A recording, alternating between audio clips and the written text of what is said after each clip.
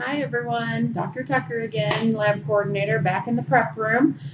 So we're talking about photosynthesis this week. There were a few different simulators that we could have used, but I thought I'll just go in and do this for you guys. Now, one thing that I was not able to do is I couldn't find the plants that we needed to run the second part of the experiment in the lab manual. I have data from last semester and photos that I took from last semester, so we'll just reuse those and I'll post those on Canvas for you, but I'm not going to have a video to show you, unfortunately. But today we're going to run through a couple other experiments that are in your lab manual, and you're going to use these data to write your next lab report. So pay attention and really try and understand what's going on, and remember to make those hypotheses that you're going to use to develop your lab report later. So the first part we're going to start with is exercise 1 in your lab manual, and that talks about plant pigments and thin layer chromatography. Now, we already talked about chromatography back when we did amino acids. I made a video doing a chromatography sheet for you then, and you might remember it was a big kind of square sheet. This time, we're doing column chromatography, it's called. So it's just a strip of chromatography paper. Now, I've gone through, and I've run 3 of these, so we have replication, of course. I've already gone through, cut this about 15 centimeters in length, and then I can show you. I just drew a light pencil line, 1.5 centimeters from the bottom. And that's going to be the line where I paint my plant pigments. So we all know photosynthesis happens, and mainly that's in the chloroplast. That's the main pigment that plants use, but there are also accessory pigments. So things like xanthophyll and carotene and things like that. They're not as big a role in photosynthesis as chloroplasts are, but they are there as well, or chlorophyll, excuse me. And you might see those more often in the fall when we have changing colors on the trees. That's because you're seeing different wavelengths of light interacting with these accessory pigments. So we're going to use chromatography to separate out all the different pigments, and you'll be able to really see which ones are in there. Now, to do this, I've gotten started a little bit here. We're going to look at the pigments found in regular old spinach. So I just went and got a bag of spinach from the grocery store. I put it in this mortar and pestle, and I added about 10 milliliters of acetone to help break it down. And I just smashed it with the pestle or the mortar. And see if I can get you guys to see this pretty well. It's kind of mushy spinach, like you might expect. But there's a liquid down in the bottom. I'm trying to get you guys to see that. And that liquid is really the extracted pigments. So that's what we're going to use for our chromatography. So I'm going to go through and just take a little paintbrush and just paint across that pencil line with a little bit of that pigment that I extracted. So I will show you quickly how I'm going to do that. And do this, holding it up so you can see. So you see the pencil line. I'm just going to paint along that line as carefully as I can. Try and keep it thin. So you see the pigment there, very green. I'm going to let this dry, and then I'm going to do several more layers, probably 5 to 10 layers. Let it dry, paint a layer, let it dry, paint a layer. The more layers I can get on here without it getting really thick and wide, the better the chromatography will be. So I'm going to do that on my 3 replicates, and I'll come back and show you what that looks like. All right, so I have gone through and painted all of our chromatography strips. We've got the 3rd one over here. So I did about 10 layers, let them dry, and kept painting. So now what we'll do is we've got a cork and a little T-pin. I'm just going to feed this through the top of our strip here, put it into the cork so that it holds it up like this.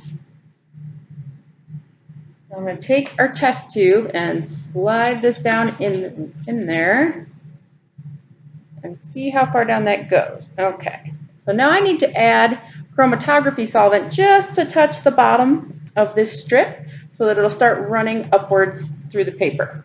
So let me pour a little bit in. Our big glass jar of it.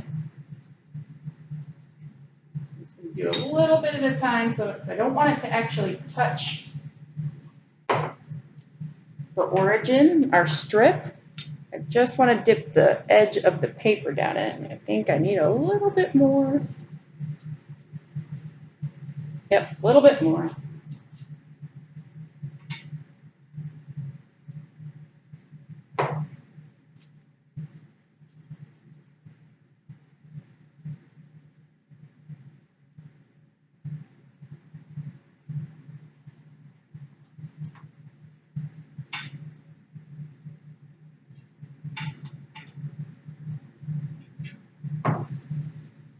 Okay, so this one should do it. Get it all the way down in here. And you see it's not touching the actual line on the origin there, but it's got the bottom of the strip sitting in the solvent. So that will run. I'll let that sit for a while to run. This one I started just a couple of minutes ago, and you can already see separation of those pigments coming out. And I'll take photos so you can see it a lot better in a photo.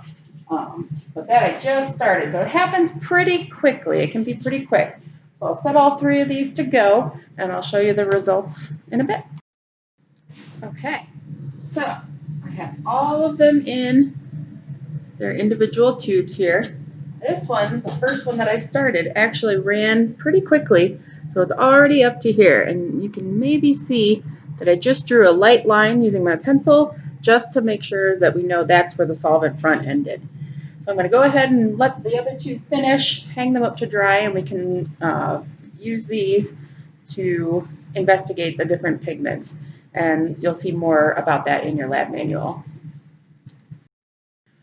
Okay, so again, part 2, I was not able to get the live plant material, so we're going to skip over the procedure for that. I will post photos so that you can still look at that and look through the protocols in your lab manual and discuss it, but I'm not going to walk you through the process here. So we are going to skip to exercise 3, looking at differences between the light and dark reaction. So we know in the light reaction, we use light, so the chloroplasts receive light, and that generates electrons, right? So NADPH, or NADP, is the typical electron receptor, and that forms the NADPH that then gets used in the dark reactions. Now today, we are going to test what happens during those light reactions by using something called DCPIP.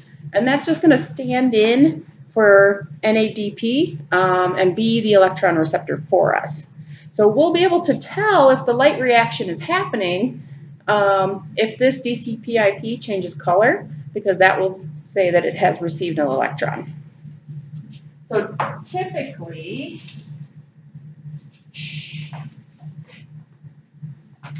DCPIP is a pretty bright blue color. I'll just suck some up here so you can see it. So it's very blue. In the presence of electrons, when it receives those electrons, it becomes colorless. So we're going to combine DCPIP with some chloroplasts to see what happens when we use different treatments. So I have in here taken spinach and a little bit of 0.5 molar sucrose and blended that up in a blender together. I took some of that, I put it in this foil because we don't want it reacting with light, right? We want a controlled environment, so I've kept it in the dark. And then I took some of that and I actually boiled it in a microwave, so you can see that here. So this is boiled. In here we have unboiled, and we're going to use 4 different treatments to look at the different effects. So we have a light treatment. I've just labeled this L. So that's just going to be DCPIP, our chloroplast solution, And we're just gonna leave it sitting out in the light. This is our dark, so it's wrapped up in aluminum foil. We're gonna put the same DCPIP and our chloroplasts in here, but we're gonna not expose them to any light.